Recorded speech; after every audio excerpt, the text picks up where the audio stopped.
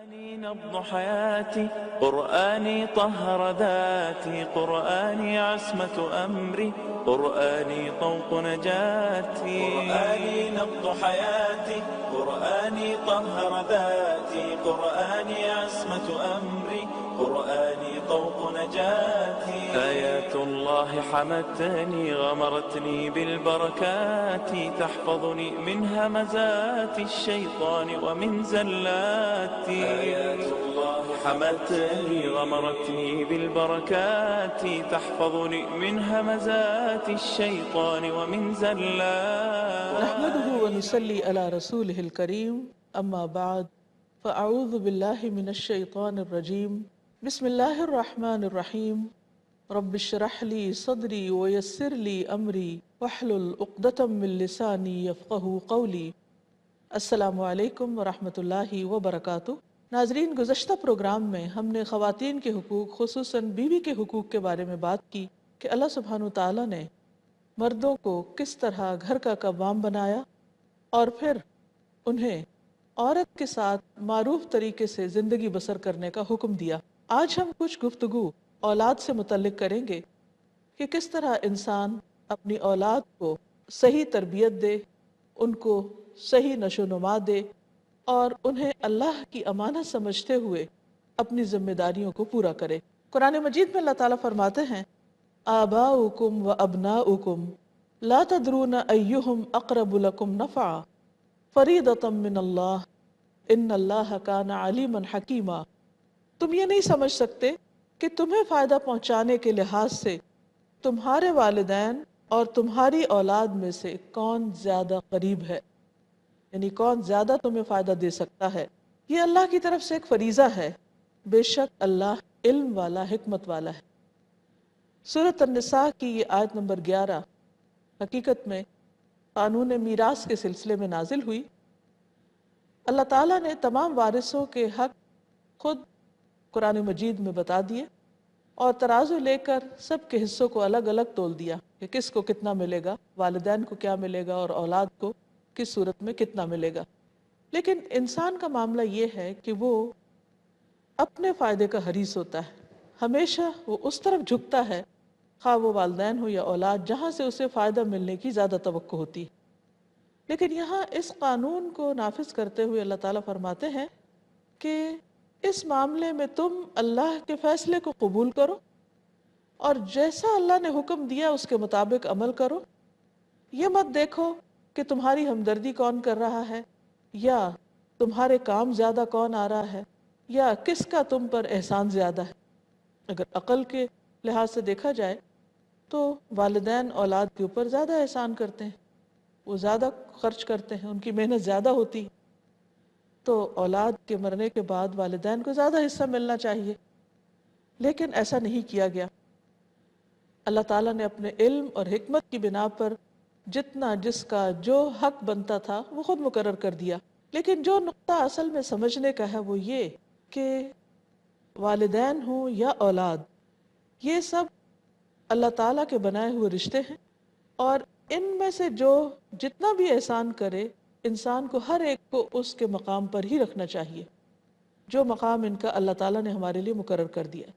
پھر اسی طرح اولاد کے معاملے میں بھی انصاف اور عدل کا معاملہ کرنا ضروری ہے، کیونکہ بعض اوقات بیٹوں کو بیٹیوں پر ترجیح دی جاتی ہے اور بیٹیوں کی پیدائش پر انسان غمگین ہوتے ہیں، حالانکہ یہ اسلام کی روح کے منافی ہے. اولاد میں بیٹے یا بیٹی کا ہونا سراسر اللہ تعالیٰ کا فیصلہ ہے. وہ جس کو جو چاہے عطا کرے. اس پر ناراض ہونا، خفگی کا اظہار کرنا انسان کی بدقسمتی کی علامت ہے، کیونکہ ایسا کرنے پر اسے اللہ کے ہاں اپنے اس عمل کا جواب دینا ہوگا جب اس کا حساب لیا جائے گا. اس لیے ہمیں اللہ کی تقسیم پر ہر حال میں راضی رہنا چاہیے. قرآن پاک میں اللہ تعالیٰ فرماتے ہیں للہ ملک السماوات والارض یخلق ما یشاء یہب لمن یشاء اناثا ویہب لمن یشاء الذکور. آسمانوں اور زمین کی بادشاہت اللہ ہی کے لیے ہے. وہ جو چاہے پیدا کرتا ہے، جسے چاہے لڑکیاں عطا کرتا ہے اور جسے چاہے لڑکے عطا کرتا ہے. اور عام زندگی میں بھی ہم دیکھتے ہیں کہ کچھ لوگوں کے پاس صرف بیٹے ہوتے ہیں، حالانکہ انہیں بیٹی کی بہت خواہش ہوتی ہے، لیکن اس کے باوجود اللہ تعالیٰ ان کو صرف نرینہ اولاد ہی عطا کرتا ہے۔ اسی طرح کچھ کے پاس صرف بیٹیاں ہوتی ہیں، کچھ کے پاس دونوں ہی ہوتے ہیں، کچھ کے پاس کچھ بھی نہیں ہوتا۔ یہ سراسر اللہ تعالیٰ کی اپنی تقسیم ہے۔ انسان کا کام یہ ہے کہ وہ اللہ کے فیصلوں پر راضی ہو جائے۔ اور یہاں پر یہ جو کہا گیا کہ یہ اللہ کی تقسیم ہے، تو جب اللہ تعالیٰ کو فیصلہ کرتا ہے تو وہ ظلم پر مبنی نہیں ہوتا، یہ اس کی حکمت ہوتی کہ وہ کس کو کیا دے، اس میں بندے کو اعتراض نہیں کرنا چاہیے، اور اللہ کو خوب معلوم ہوتا ہے کہ وہ کس کو کیا دے رہا ہے۔ الا یعلم من خلق وهو اللطیف الخبیر، کیا وہ نہ جانے گا جس نے پیدا کیا کہ اس نے کس کو کیا دیا ہے؟ ایسا نہیں کہ کہیں کوئی بھول ہو جاتی ہے، یہاں کہیں کسی کے ساتھ زیادتی ہو جاتی ہے، نہیں، وہ زیادہ بہتر جانتا ہے اور وہ باریک بین باخبر ہے، اس کا کوئی فیصلہ بھی غلط نہیں۔ انسان کا کام یہ ہے کہ اللہ تعالیٰ کے ہر فیصلے کو خوشی سے قبول کر لے۔ دنیا میں 3 طرح کے لوگ پائے جاتے ہیں۔ ایک وہ جو اللہ کی تقدیر پہ ناراض رہتے ہیں، ان کو اللہ تعالیٰ کے فیصلوں پر بہت اعتراض ہوتا ہے۔ دوسرے وہ جو سمجھوتا کر لیتے ہیں، کمپرومائز کر لیتے ہیں۔ اور تیسرے جو اللہ کے شکر گزار ہوتے ہیں۔ وہ لوگ جو اللہ کے فیصلوں پر ناراض ہوتے ہیں، انہیں اچھی طرح سمجھ لینا چاہیے کہ ان کی ناراضگی سے اللہ تعالیٰ کو کوئی فرق نہیں پڑتا، کیونکہ اللہ تعالیٰ جو چاہتا ہے فیصلہ کرتا ہے۔ ان کے ناراض ہونے سے اللہ تعالیٰ کے فیصلے بدلتے نہیں ہیں، لیکن ان کی ناراضگی خود ان کے لیے بہت سخت نقصان دہ ہو جاتی ہے۔ دوسری طرف وہ لوگ ہیں کہ جو خوش تو نہیں ہوتے لیکن ناراض بھی نہیں ہوتے، کمپرومائز کر لیتے ہیں کہ بس ٹھیک ہے، جو ہونا تھا ہو گیا، اب کیا کیا جا سکتا ہے۔ یہ بھی کوئی بہت پسندیدہ طریقہ نہیں ہے، لیکن بہرحال یہ اللہ کے غضب کو دعوت دینے والا بھی نہیں۔ تیسری طرح کے وہ لوگ ہوتے ہیں جو اللہ کے ہر فیصلے پر راضی ہوتے ہیں، خواہ وہ انہیں پسند ہو یا ناپسند ہو، اور وہ اس پر شکر گزار بھی ہوتے ہیں کہ اللہ تعالیٰ جو بھی تو نے ہمیں عطا کیا اور جس حال میں بھی تو ہمیں رکھے، ہم اس پر راضی ہیں۔ ایسے لوگ دراصل اللہ کی رضا کو پانے والے ہیں، کیونکہ جو اللہ کے فیصلوں پر راضی ہو جاتا ہے اللہ تعالیٰ اس سے راضی ہو جاتا ہے۔ پھر ہم دیکھتے ہیں کہ بسا اوقات انسان کسی چیز کو اپنے حق میں برا سمجھ رہا ہوتا ہے، حالانکہ وہی چیز اس کے حق میں بہتر ہوتی، جیسا کہ ہم موسیٰ علیہ السلام کے واقعے میں دیکھتے ہیں کہ جب ان کے سامنے خضر علیہ السلام نے ایک بچے کو قتل کر دیا تو وہ اس پر بہت پریشان ہوئے، اور انہوں نے اعتراض بھی کیا کہ اقتلت نفسا زکیۃ بغیر علم، کہ ایک معصوم جان کو تم نے بلا وجہ ہی قتل کر دیا۔ لیکن بعد میں جب انہوں نے وضاحت کی کہ یہ بچہ بڑے ہو کر اپنے ماں باپ کو ستانے والا تھا، تو اس وجہ سے اللہ تعالیٰ کے حکم کے مطابق والدین پر شفقت کرتے ہوئے اللہ نے اس بچے کو اٹھا لیا۔ وَأَمَّا الْغُلَامُ فَكَانَ أَبَوَاهُ مُؤْمِنَيْنِ، کہ بچے کے دونوں پیرنٹس جو تھے وہ مومن تھے۔ فَخَشِينَا أَن يُرْهِقَهُمَا طُغْيَانًا وَكُفْرًا، ہمیں ڈر ہوا کہ وہ اپنی سرکشی اور کفر کی وجہ سے ماں باپ کو پریشان کرے گا۔ فَأَرَدْنَا أَن يُبْدِلَهُمَا رَبُّهُمَا خَيْرًا مِّنْهُ زَكَاةً وَأَقْرَبَ رُحْمًا، تو اللہ تعالیٰ نے کیا فیصلہ کیا؟ اللہ تعالیٰ نے ارادہ کیا کہ اس کو ایک بہتر بچے سے تبدیل کر دیا جائے جو پاکیزہ بھی ہو اور صلہ رحمی کرنے والا بھی ہو۔ بہرحال اللہ کی تقسیم پہ راضی رہنا انسان کے لیے ہر لحاظ سے بہتر ہے۔ نبی صلی اللہ علیہ وسلم نے فرمایا اللہ کی تقسیم پر راضی رہو تو سب سے بڑے غنی بن جاؤ گے۔ ایک اور جگہ پر فرمایا کہ اللہ تعالیٰ تمہارے بارے میں جو فیصلہ کر دے اس پر اللہ کو کوئی الزام نہ دو کہ اس نے ظلم کیا ہے یا زیادتی ہوئی ہے، ہرگز نہیں۔ مومن کا تو کام ہی کیا ہے؟ اللہ کے ہر فیصلے کو خوش دلی سے قبول کرنا۔ آپ نے فرمایا مجھے تو مومن پہ تعجب ہوتا ہے کہ اللہ تعالیٰ اس کے لیے جو فیصلہ بھی کرتا ہے وہ اس کے حق میں بہتر ہی ہوتا ہے، اور اگر اس کو خوشی ملتی ہے تو شکر کرتا ہے، اور وہ شکر اس کے حق میں بہتر ہے، تکلیف ہوتی ہے تو صبر کرتا ہے تو صبر مومن کے حق میں بہتر ہے، تو اس کا ہر حال خیر ہی خیر والا ہوتا ہے۔ اصل بات یہ ہے کہ انسان جو کچھ پائے اس پر راضی رہے کہ اللہ نے اس کو ایک تندرست، صحت مند، سالم، صحیح بچہ عطا کیا ہے۔ والدین کو اس بات پر بھی خوش ہونا چاہیے کہ اللہ تعالیٰ نے ان کو جو اولاد عطا کی ہے وہ صحت مند اور تندرست ہے۔ ایک روایت میں آتا ہے کہ حضرت عائشہ رضی اللہ تعالیٰ عنہا کے گھرانے میں جب کوئی بچہ پیدا ہوتا تو وہ یہ نہیں پوچھتی تھی کہ بیٹا ہے یا بیٹی، وہ پوچھتی تھی کہ وہ صحیح سلامت بھی ہے، یعنی تندرست ہے، اور جب انہیں بتایا جاتا کہ بچہ صحت مند ہے تو اس پر شکر گزار ہوتی۔ تو یہ ہمارے لیے ایک بہترین مثال ہے، بہترین رہنمائی ہے۔ لیکن عموماً ہمارا سب سے پہلا کنسرن کیا ہوتا ہے کہ کیا ہوا ہے، لڑکا ہے یا لڑکی؟ اگر لڑکا ہے تو سب خوشی سے پھولے نہیں سماتے، اور اگر لڑکی ہو تو اکثر لوگ اس پر ناراض ہونے لگتے ہیں یا کم از کم خوشی کا اظہار نہیں کرتے، حالانکہ وہ بھی اللہ تعالیٰ کی طرف سے ایک رحمت ہے اور اللہ کا ایک فیصلہ ہے جسے خوشی سے قبول کرنا چاہیے۔ اصل میں تو بیٹا ہو یا بیٹی دونوں ہی امتحان ہیں، اور والدین کی ذمہ داری یہ ہے کہ ان کی اچھی تربیت کریں اور ان کو اللہ کا بندہ بنائیں اور اس پر محنت کریں، اس پر توجہ کریں، کیونکہ اس کے بارے میں ان سے قیامت کے دن سوال بھی کیا جائے گا۔ تو جس چیز پر ہمارا حساب ہوگا، جس پہ سوال ہوگا، اس کی تیاری کرنی چاہیے۔ تو ہمیں اس جھگڑے میں نہیں پڑنا چاہیے کہ وہ بیٹا ہے یا بیٹی، اور اس پر بہت ناراضگی کا اظہار نہیں کرنا چاہیے اگر بیٹی پیدا ہو جائے، بلکہ ہماری ساری توجہ اس پر رہنی چاہیے کہ اب ہم ان کی تربیت کیسے کریں، ان کو ہم ایک اچھا انسان کیسے بنائیں، اور ان کو اپنی آخرت کے لیے کیسے ذخیرہ بنائیں۔ دور جاہلیت میں لوگ بیٹی کی پیدائش پر بہت غمگین ہوتے تھے، اور ہم دیکھتے ہیں کہ آج کے معاشرے میں بھی دور جاہلیت کی یہ مثال باقی نظر آتی ہے۔ قرآن مجید میں آتا ہے وَإِذَا بُشِّرَ أَحَدُهُمْ بِالْأُنثَىٰ ظَلَّ وَجْهُهُ مُسْوَدًّا وَهُوَ كَظِيمٌ يَتَوَارَىٰ مِنَ الْقَوْمِ مِنْ سُوءِ مَا بُشِّرَ بِهِ أَيُمْسِكُهُ عَلَىٰ هُونٍ أَمْ يَدُسُّهُ فِي التُّرَابِ أَلَا سَاءَ مَا يَحْكُمُونَ کہ ان میں سے جب کسی کو بیٹی کی پیدائش کی خبر دی جاتی ہے تو اس کا چہرہ سیاہ ہو جاتا ہے اور وہ غم کے گھونٹ پینے لگتا ہے، قوم سے چھپتا پھرتا ہے، کہتا ہے کہ کیا اس کو لیے رہوں یا پھر مٹی میں دبا دوں۔ خبردار کتنے برے ہیں یہ فیصلے جو یہ کر رہے ہیں۔ آج بھی آپ دیکھیے کہ کس طرح بیٹیوں کو پیدائش سے پہلے ہی ختم کرنے کے طریقے سوچے جاتے ہیں، اور بہت کیسز میں نئی ٹیکنالوجی کے ایجاد ہونے کی وجہ سے کہ جس میں وقت سے پہلے پتہ چل جاتا ہے کہ آنے والا بچہ بیٹا ہے یا بیٹی، تو عموماً بیٹیوں کو ختم کر دیا جاتا ہے، پیدا ہونے سے پہلے ہی مار دیا جاتا ہے۔ آج کا یہ معاشرہ جس کو جدید معاشرہ کہا جاتا ہے، حقیقت میں قدیم معاشروں کی پیروی کر رہا ہے۔ لیکن مسلمان کو اس طرز عمل سے پرہیز کرنا چاہیے، کیونکہ کسی کی جان لینا خواہ وہ اپنی اولاد ہی کیوں نہ ہو، اس کی اجازت نہیں۔ نبی صلی اللہ علیہ وسلم نے خاص طور پر اس چیز سے منع کیا ہے کہ بیٹیوں کو برا سمجھا جائے۔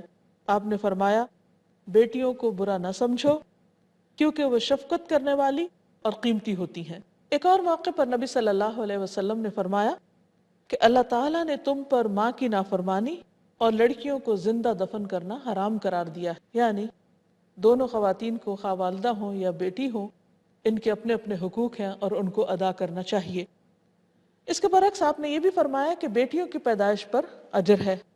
حدیث میں آتا ہے، آپ نے فرمایا جو شخص 2 بیٹیوں سے آزمایا گیا اور اس نے ان کے ساتھ اچھا سلوک کیا تو وہ بیٹیاں اس کے لیے آگ سے پردہ ثابت ہوں گی، یعنی اس کی نجات کا ذریعہ اور سبب بنے گی۔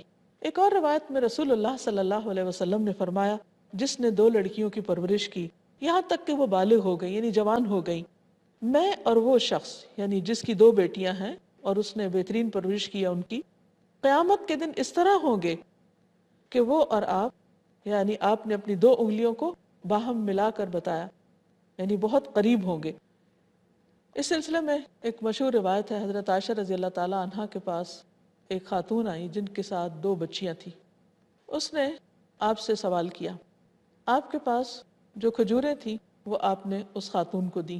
اس خاتون نے ایک کھجور اپنی ایک بیٹی کو دی، دوسری بیٹی کو دی، تیسری کھجور جب اپنے منہ میں ڈالنے لگی تو ان بیٹیوں نے اپنی کھجور کھا کر پھر ماں سے سوال کر دیا، تو ماں نے وہ کھجور اپنے منہ سے نکال کر پھر اس کے 2 ٹکڑے کر کے دوبارہ اپنی ہی بچیوں کو دے دیے۔ اس واقعے سے حضرت عائشہ بہت متاثر ہوئی۔ نبی صلی اللہ علیہ وسلم جب گھر تشریف لائے تو انہوں نے آپ سے بھی اس کا ذکر کیا۔ تو آپ صلی اللہ علیہ وسلم نے فرمایا اس خاتون کے اس عمل کی وجہ سے اللہ نے اس کے لیے جنت کو واجب کر دیا ہے اور جہنم سے اسے آزاد کر دیا ہے۔ تو اس سے یہ پتہ چلتا ہے کہ بیٹیوں کے ساتھ حسن سلوک انسان کے درجات میں بلندی کا ذریعہ ہے۔ ایک اور جگہ پر آتا ہے، آپ نے فرمایا جس شخص کی 2 بیٹیاں ہوں وہ جب تک اس کے پاس رہیں، وہ ان سے اچھا سلوک کرتا رہے، تو وہ ان دونوں کی وجہ سے جنت میں داخل ہو جائے گا۔ کیونکہ بعض اوقات ایسا بھی ہوتا ہے کہ بچیوں کی شادی نہیں ہوتی اور ایک طویل عرصے تک بچیاں والدین ہی کی ذمہ داری میں ہوتی ہیں۔ ایسی صورت میں بعض اوقات ماں باپ بہت گھبرا جاتے ہیں اور ذمہ داری کا بوجھ محسوس کرتے ہیں اور پریشان بھی ہوتے ہیں، لیکن ان کو بھی یہ یاد رکھنا چاہیے کہ جب تک وہ بچیاں ان کے پاس ہیں ان کے لیے برابر اجر اور ثواب میں اضافے کا ذریعہ ہیں۔ پھر اسی طرح ایک اور روایت میں آتا ہے، نبی صلی اللہ علیہ وسلم نے فرمایا جس شخص کی 3 بیٹیاں ہوں اور وہ ان کی اچھی طرح کفالت کرتا ہو شفقت کے ساتھ، وہ اس کے لیے یقینی طور پر جنت میں لے جانے کا ذریعہ بنے گی، نہیں اس پر جنت واجب ہو جائے گی۔ کسی نے پوچھا کہ یا رسول اللہ صلی اللہ علیہ وسلم اگر کسی کی 2 بیٹیاں ہوں؟ تو آپ نے فرمایا اگرچہ 2 ہوں۔ بعض لوگوں کا خیال یہ ہے کہ اگر وہ ایک کے بارے میں بھی سوال کرتے تو آپ صلی اللہ علیہ وسلم یہی حکم دیتے۔ یہاں ایک اور اہم بات بھی جان لینا ضروری ہے کہ اولاد میں فرق نہیں کرنا چاہیے۔ بعض لوگ بیٹوں کو ترجیح دیتے ہیں بیٹیوں پر اور بچیاں پھر احساس کمتری کا شکار ہو جاتی۔ بعض اوقات وہ یہ تمنا کرنے لگتی ہیں کہ کاش ہم بھی بیٹا ہوتے، ہم بھی لڑکا ہوتے، اور بعض لڑکوں جیسے حال حلیہ بھی بنا لیتی ہیں۔ تو یہ ساری چیزیں ہی ناپسندیدہ ہیں۔ نبی صلی اللہ علیہ وسلم نے فرمایا سووا بین اولادکم فی العطیہ، کہ اپنی اولاد کے درمیان کچھ دینے دلانے کے معاملے میں برابری کرو۔ لو کنت مفضلا احدا لفضلت النساء، اگر میں کسی کو زیادہ دے سکتا تو میں لڑکیوں کو زیادہ دیتا، لیکن لڑکا ہو یا لڑکی، اگر گھر میں کچھ کھانے کی چیز ہے یا ویسے آپ کوئی عید کے موقع پر گفٹ وغیرہ دے رہے ہیں تو اس معاملے میں سب کے درمیان برابری کرنی چاہیے۔ ایک شخص آپ صلی اللہ علیہ وسلم کے پاس بیٹھا ہوا تھا کہ اتنے میں اس کا بیٹا اندر آیا، اس نے اس کا ہاتھ چوما اور اس کو بوسہ دیا اور اپنے پاس بٹھا لیا۔ اتنے میں اس کی بیٹی آئی تو اس نے اس کو پکڑ کر ایک طرف بٹھا دیا، یعنی اسے پیار نہیں کیا۔ تو نبی صلی اللہ علیہ وسلم نے فرمایا کہ تم نے ان کے درمیان عدل کیوں نہیں کیا، یعنی دونوں کے ساتھ ایک جیسا سلوک کیوں نہیں کیا، یعنی بیٹے کو چوما اور بیٹی کو نہیں چوما۔ تو محبت کے معاملے میں بھی، شفقت اور کیئر کے معاملے میں بھی اولاد کے درمیان عدل کرنا بہت ضروری ہے۔ اصل بات یہ ہے کہ انسان اس کی طرف جھک جاتا ہے جس طرف سے اس کو کچھ فائدہ حاصل ہوتا ہے۔ بعض اوقات بچوں میں سے کوئی ایک زیادہ فرما بردار ہوتا ہے یا زیادہ کیئر کرنے والا ہوتا ہے تو اب اس لیے قدرتی طور پر والدین کا دل اس کی طرف مائل ہونے لگتا ہے اور پھر ساری عنایت اس پر ہونے لگتی ہے۔ بعض اوقات اولاد بھی والدین کی توجہ حاصل کرنے کے لیے دوسرے بچوں کے مقابلے میں زیادہ توجہ دینے لگتی۔ تو اس سلسلے میں بھی انسان کو بہت محتاط رہنے کی ضرورت ہے، کیونکہ دنیا میں کسی ایک طرف جھکنا اور دوسروں کے ساتھ ناانصافی کرنا، یعنی کچھ دینے دلانے کے معاملے میں خاص طور پر، یہ قابل مواخذہ بات ہے۔ اس میں ہم دیکھتے ہیں کہ اصل فائدہ مند اولاد وہ ہے جو انسان کو صرف دنیا میں فائدہ نہ پہنچائے بلکہ اس کی آخرت کے لیے صدقہ جاریہ بنے۔ رسول اللہ صلی اللہ علیہ وسلم نے فرمایا اذا مات الانسان انقطع عنہ عملہ الا من ثلاثہ، کہ جب انسان فوت ہو جاتا ہے تو اس کا عمل اس سے منقطع ہو جاتا ہے، یعنی اس کی کتاب اعمال بند ہو جاتی ہے۔ 3 چیزیں بعد میں بھی فائدہ دیتی رہتی، اس میں نمبر 1 الا من صدقۃ جاریہ، صدقہ جاریہ، یعنی ایسی جگہ اپنی زندگی میں مال لگانا یا مرنے کے بعد اس کی وصیت کر جانا کہ جہاں نیکی اور خیر کا کام ہوتا ہو۔ جب تک وہ نیکی کا کام ہوتا رہے گا قیامت تک اس شخص کو ثواب ملتا رہے گا۔ دوسری چیز او علم ينتفع به، ایسا علم جس سے لوگ فائدہ اٹھائیں، خواہ انسان کوئی کتاب لکھے یا کوئی کسی کو کچھ سکھائے۔ علم کی کوئی بھی خدمت جب تک دنیا میں اس کے آثار باقی ہوں گے اس کا شروع کرنے والے کو یا اس خدمت کرنے والے کو اجر ملتا رہے گا۔ تیسری چیز نیک اولاد، ولد صالح یدعو لہ، نیک بچہ جو والدین کے لیے دعائیں کرتا ہے۔ حیرت کی بات ہے کہ جو چیز ہمیں فائدہ دینے والی ہے ہم وہ اولاد کو سکھاتے ہی نہیں۔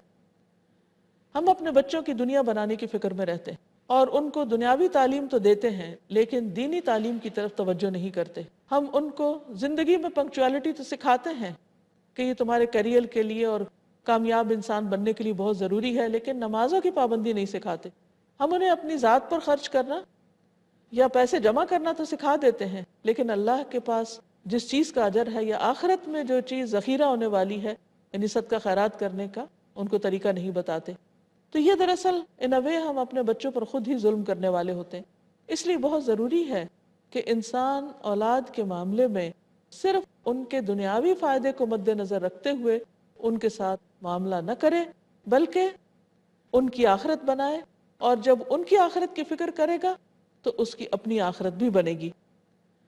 پھر اسی طرح یہ بات بھی یاد رہے کہ انسان کو کبھی بیٹے فائدہ دیتے ہیں اور کبھی بیٹیاں فائدہ دیتی ہیں، جس طرح کبھی والدین فائدہ دیتے ہیں اور کبھی اولاد فائدہ دیتی ہے.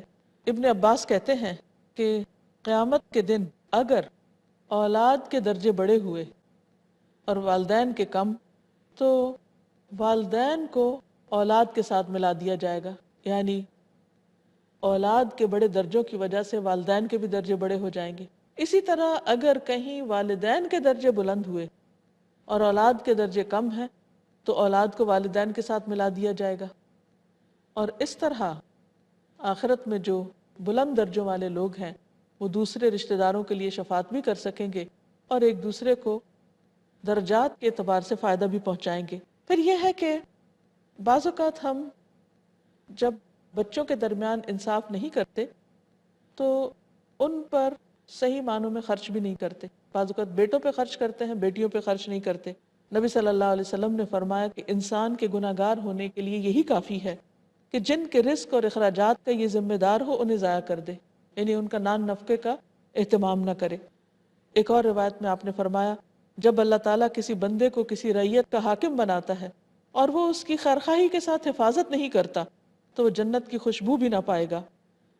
آپ صلی اللہ علیہ وسلم کا طرز عمل کیا تھا؟ حضرت فاطمہ جب تشریف لاتی تھی تو آپ کھڑے ہو جاتے تھے، ان کو بوسہ دیتے، اپنی جگہ پر ان کو بٹھاتے تھے. پھر اسی طرح آپ کی نواسی امامہ جو تھی، آپ نماز کی حالت میں ان کو کندھے پر اٹھا لیا کرتے تھے. اور بیٹوں کا جب ذکر کیا گیا تو اللہ تعالیٰ قرآن مجید میں فرماتے ہیں کہ یوم لا ينفع مال ولا بنون الا من اتى اللہ بقلب سلیم، جس دن مال اور بیٹے کچھ فائدہ نہ دیں گے مگر یہ کہ جو قلب سلیم لے کر آئے گا. انبیاء نے بھی اپنے لیے جب بیٹوں کی دعا کی تو یہی کہا کہ وہ ان کے دین کے کام میں ان کے مددگار ہوں، یعنی ان کی آخرت کو بہتر بنانے کے لیے ان کو فائدہ پہنچائیں. تو ہم سب کے لیے بھی یہ مثالیں بہترین ہیں کہ ہم سب اپنے بارے میں اور اپنی اولاد کے بارے میں سوچیں کہ ہمارا طرز عمل ان کے ساتھ کیا ہے، سلوک کیسا ہے، ہم ان سے کیا ایکسپیکٹ کرتے ہیں، کیا چاہتے ہیں، ان کو کس طرح کی تعلیم و تربیت دے رہے ہیں، کیا واقعی اس کے نتیجے میں ان کی اور اپنی آخرت کی بھی فکر ہے یا نہیں. اللہ تعالیٰ ہمیں بہترین سوچ اور بہترین کام کی توفیق عطا فرمائے. وآخر دعوانا ان الحمد للہ رب العالمین. سبحانک اللہم وبحمدک اشہد ان لا الہ الا انت استغفرک واتوب الیک. السلام علیکم ورحمۃ اللہ معجزة وبرکاتہ. خالدة ما أعظمها من كلمات من الرحمن علينا بكتاب من رحمات. معجزة خالدة ما أعظمها من كلمات من الرحمن علينا بكتاب من رحمات. قرآني نبض حياتي، قرآني طهر ذاتي، قرآني عصمة أمري، قرآني طوق نجاتي، قرآني نبض حياتي، قرآني طهر ذاتي، قرآني عصمة أمري، قرآني طوق نجاتي.